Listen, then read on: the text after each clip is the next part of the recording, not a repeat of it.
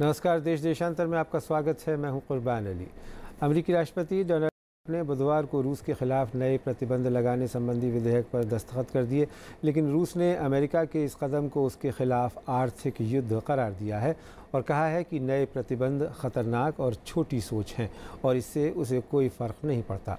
राष्ट्रपति ट्रंप रूस के खिलाफ ऐसे कड़े कदम उठाने के विरोध में थे, बावजूद इसके सेनेट से पास विधेयक पर उन्हें अनमने ढंग से दस्तखत करने पड़े। रूस के खिलाफ नए प्रतिबंध विधेयक में ईरान और उत्तर कोरिया पर भी प्रतिबंध लगाए गए हैं। ईरान ने कहा है कि नए प्रतिबंधों से परमाणु समझौते का उल्लंघन हुआ है और वो इसका सही वक्त पर सही तरीके से जवाब देगा। इस विधेयक का मकसद बीते साल हुए अमेरिकी राष्ट्रपति चुनाव में कथित दखलंदाजी और सीरिया और यूक्रेन में आक्रामकता के लिए रूस को दंडित करना शामिल है।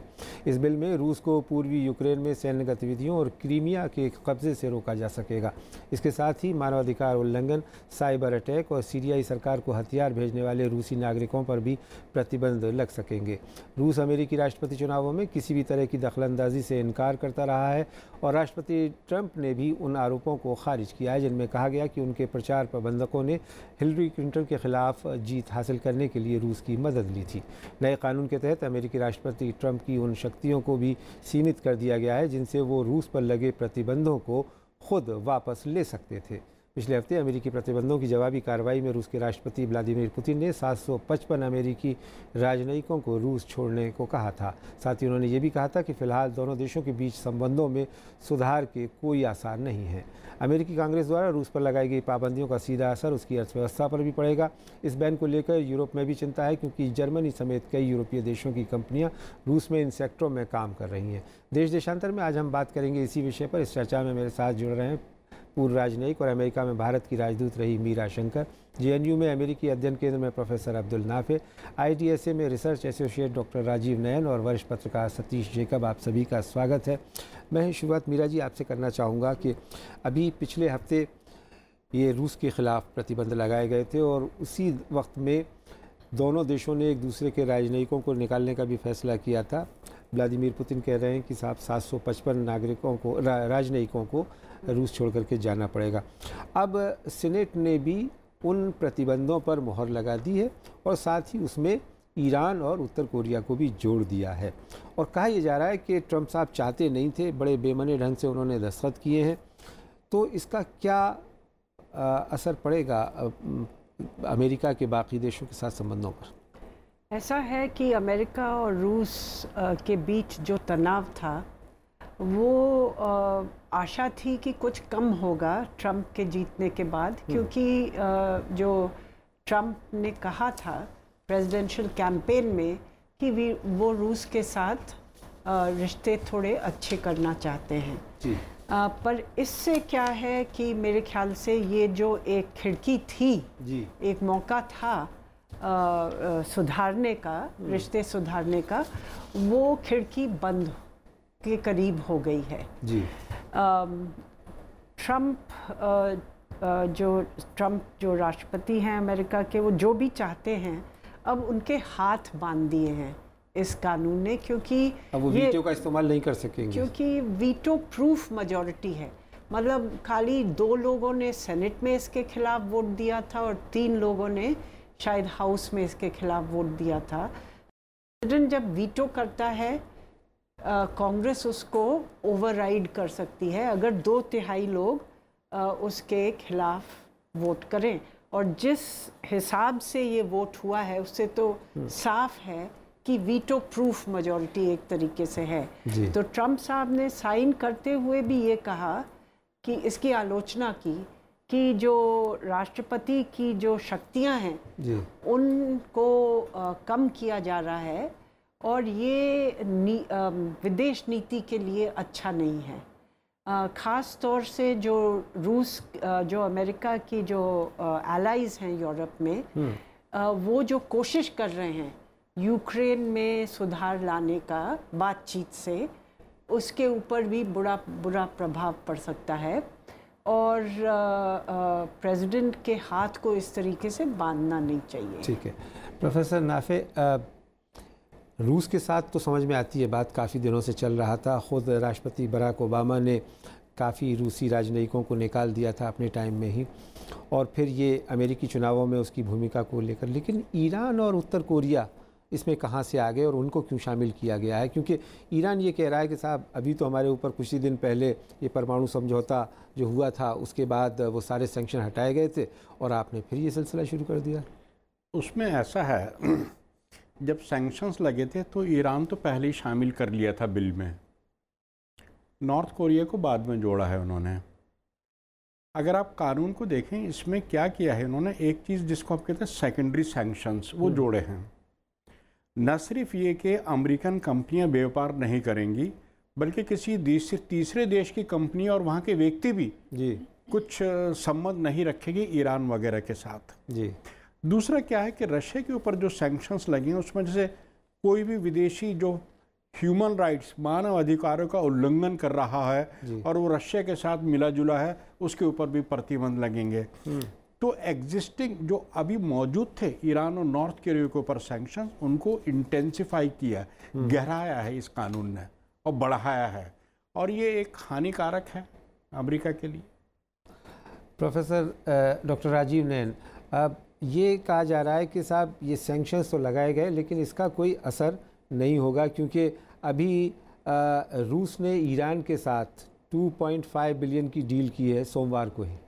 तो फिर इन प्रतिबंधों का मतलब क्या रह जाता है? और साथ ही जो यूरोपीय यूनियन के देश हैं, ख़ास करके जर्मनी, उसने काफ़ी इस पर अपना विरोध व्यक्त किया है। तो फिर इन प्रतिबंधों के मायने क्या हैं? देखिए, यह जो प्रतिबंध है अमेरिका के अंदर की जो आंतरिक, जो इसको कहते हैं संघर्ष है, उसका एक हद तक परिचायक है। जो अमेरिकी कांग्रेस है ट्रंप के ऊपर कुछ अंकुश लाना चाहते हैं, क्योंकि ट्रंप भी कई विवादों में घिरे हुए हैं। उनके राजनीति, उनके जो चुनाव थे उसके बारे में माना जाता था कि रूसी सहायता मिली थी।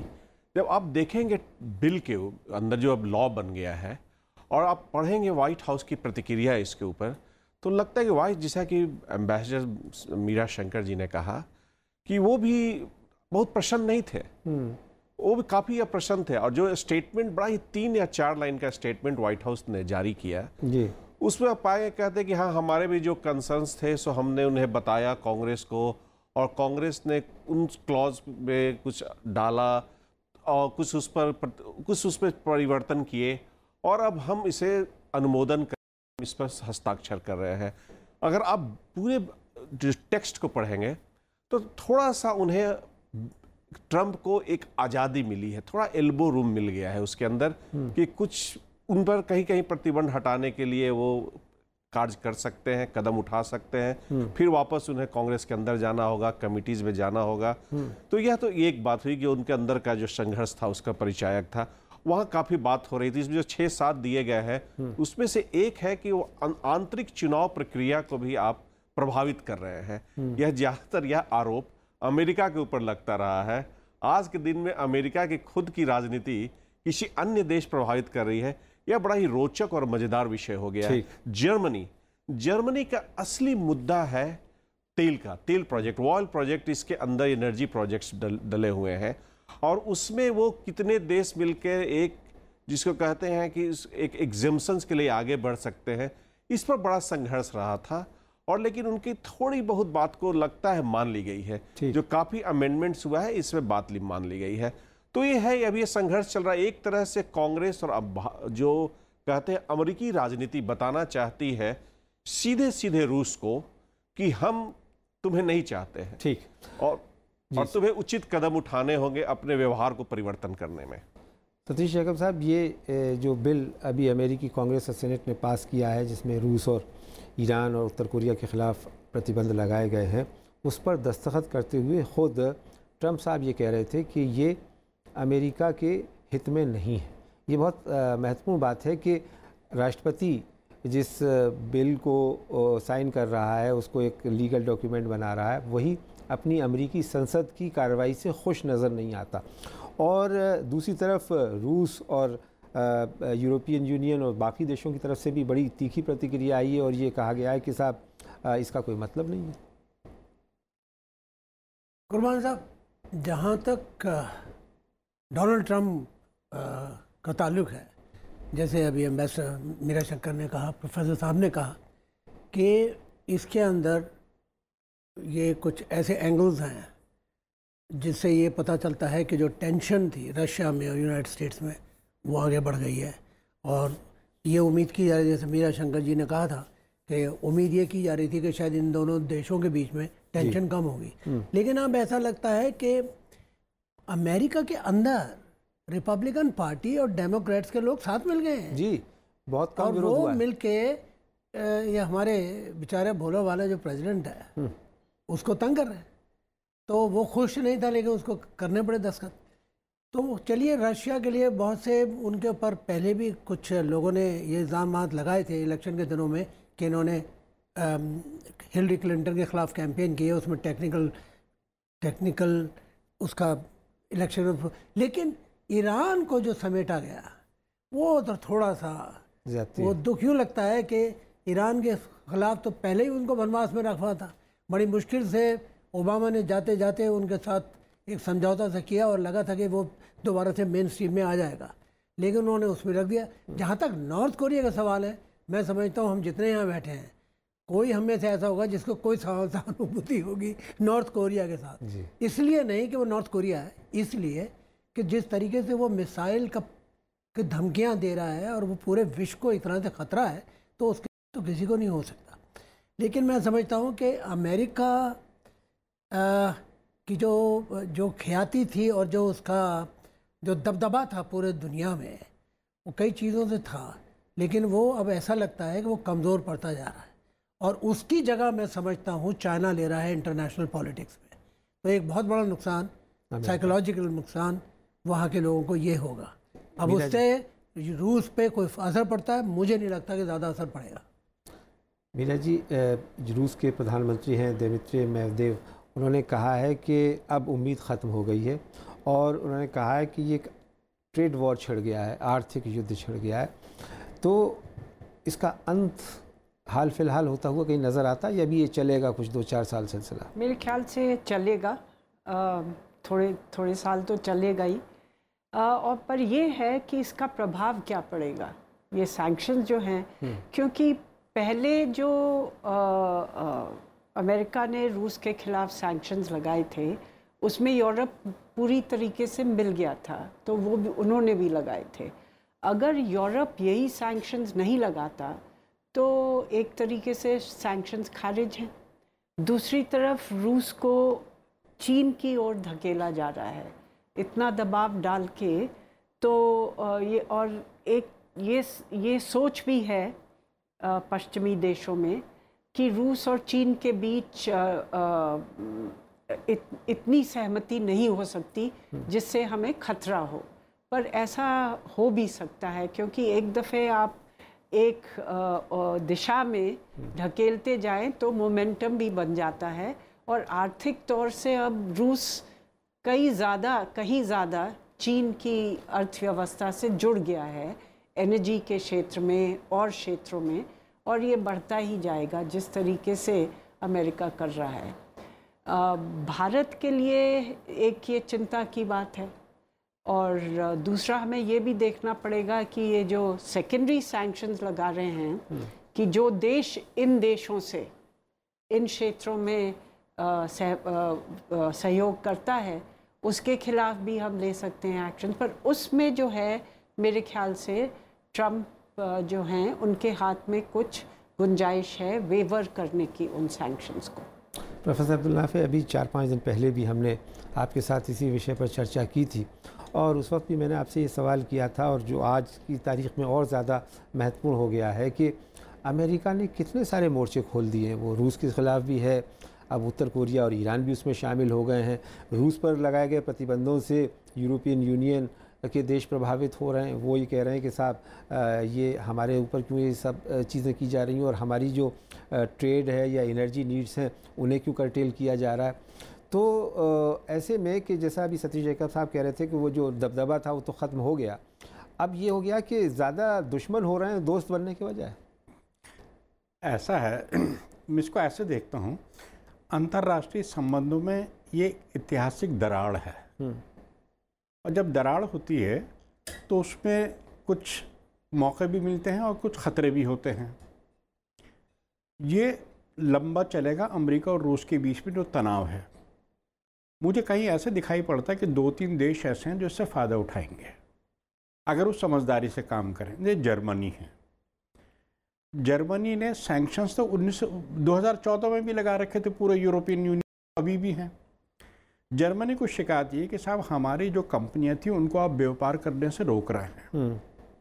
दूसरा, हमारी एनर्जी नीड्स हैं। ये जो बिल पास कानून बना है, इसके अंदर बाकायदा मेंशन किया गया है रशियन कंपनीज को और कुछ एक पाइपलाइन प्रोजेक्ट्स को जो सीधे जर्मनी और यूरोप के लिए आ रहे थे कि साहब इनके ऊपर हमने प्रतिबंध लगाया है। तो जर्मनी यूँ नाराज़ है। दूसरा, मुझे लगता है कि जर्मनी इन प्रतिबंधों का उल्लंघन करेगा क्योंकि उसके आर्थिक हित में है बात है। दूसरी बात ये कि रशिया की पूरी कोशिश थी कि वो यूरोप के साथ इंटीग्रेट करे। इन प्रतिबंधों से रशिया को अब चीन के क्लोज धकेला जाएगा। अच्छा, चीन के मज़े हैं। चीन को रशिया से 2-3 चीज़ें चाहिए। एक तो जो फार ईस्ट है उसमें कई लाख चीनी आके आबाद हो गए हैं। जो फार ईस्टर्न रशिया है वो चीन को एक स्ट्रेटेजिक डेप्थ देता है। रशिया वैसी निर्भरता महसूस कर रहा था कई सालों से। चीन का ख्याल ये है कि जो सैनिक और डिफेंस टेक्नोलॉजी है उसको हमें थोड़ी चीन को मदद मिलेगी जी। मुझे लगता है उसके लिए अब रास्ता खुल जाएगा। इस सूरत में मुझे लगता है कि इंडिया के लिए भी कई एक अच्छे मौके हैं जी। ये पिछले कई सालों से कुछ खटास नज़र आ रही थी भारत और रूस के संबंधों में। मुझे लगता है रशिया इंडिया की तरफ अब एक नई नज़र से दोबारा देखेगा। अब हमारे लिए कि हम उससे क्या उस मौके से क्या फ़ायदा उठा सकते हैं। रशिया का फ्लो अब यूरेशिया और एशिया की तरफ जाएगा।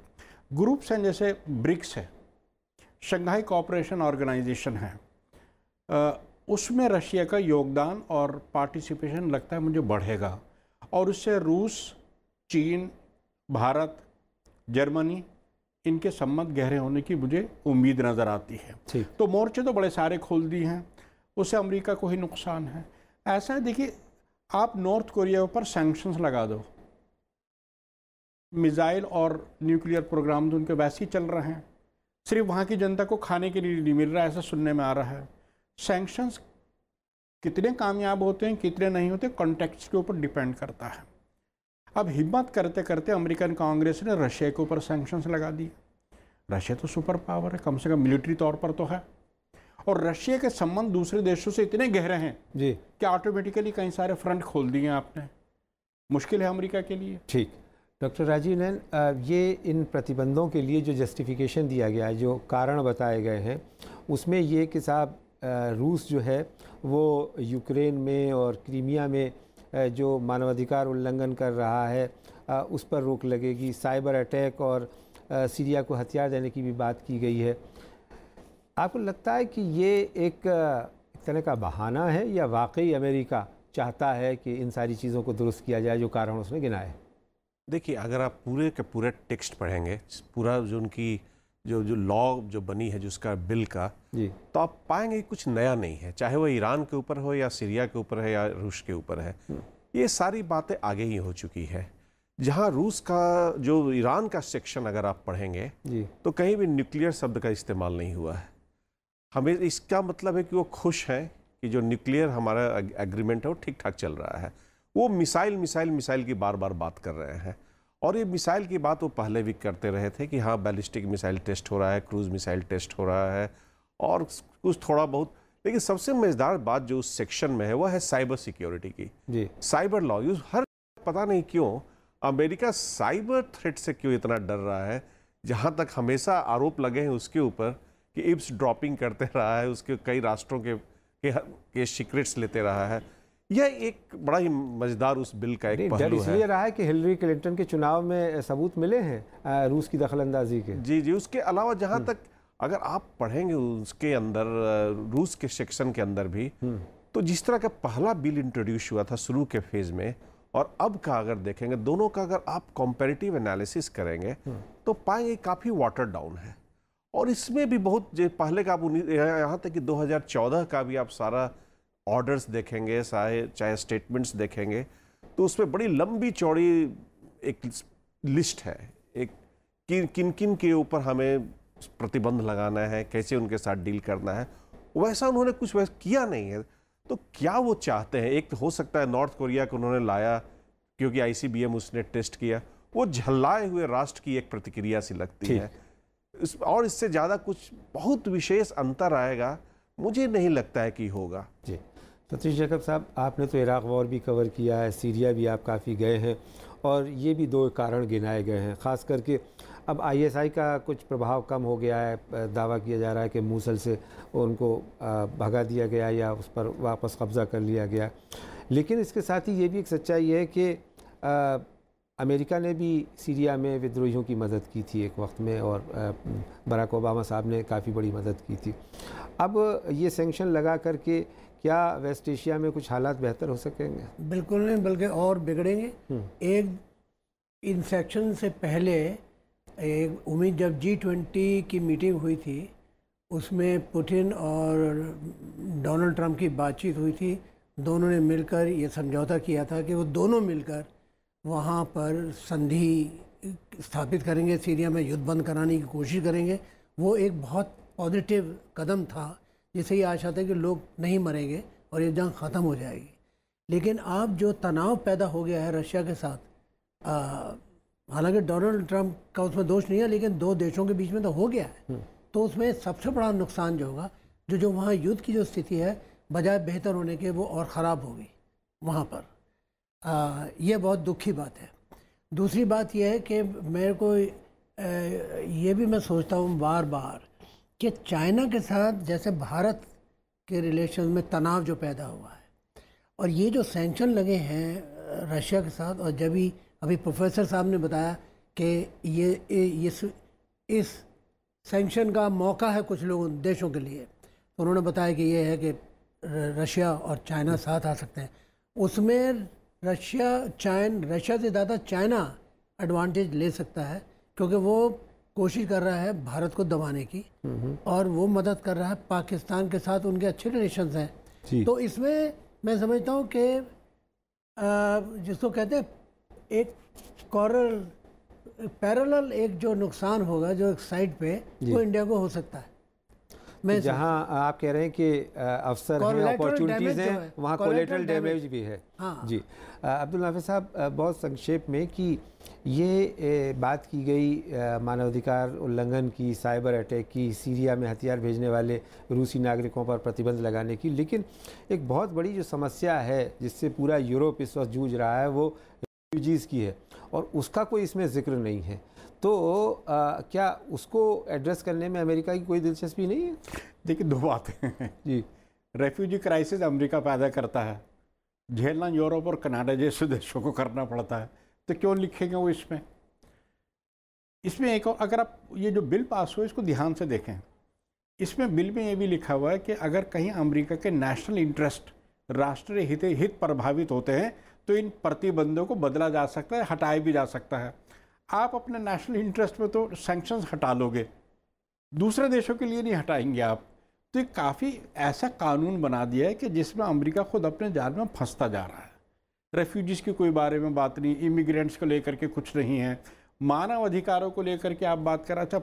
अभी सीरिया की बात हो रही थी, मानव अधिकारों का उल्लंघन किसने नहीं किया है सीरिया में, ये लार्जर क्वेश्चन है। चलिए मीरा शंकर जी, आपकी अंतिम टिप्पणी के इन सैंक्शंस का आप क्या भविष्य देखती हैं कि ये, जैसा नाफिस साहब कह रहे थे कि अपॉर्चुनिटीज़ भी हैं कुछ देशों के लिए इसमें शामिल, और कुछ लोगों के लिए ये एक काफ़ी भयावह स्थिति भी पैदा करेगी?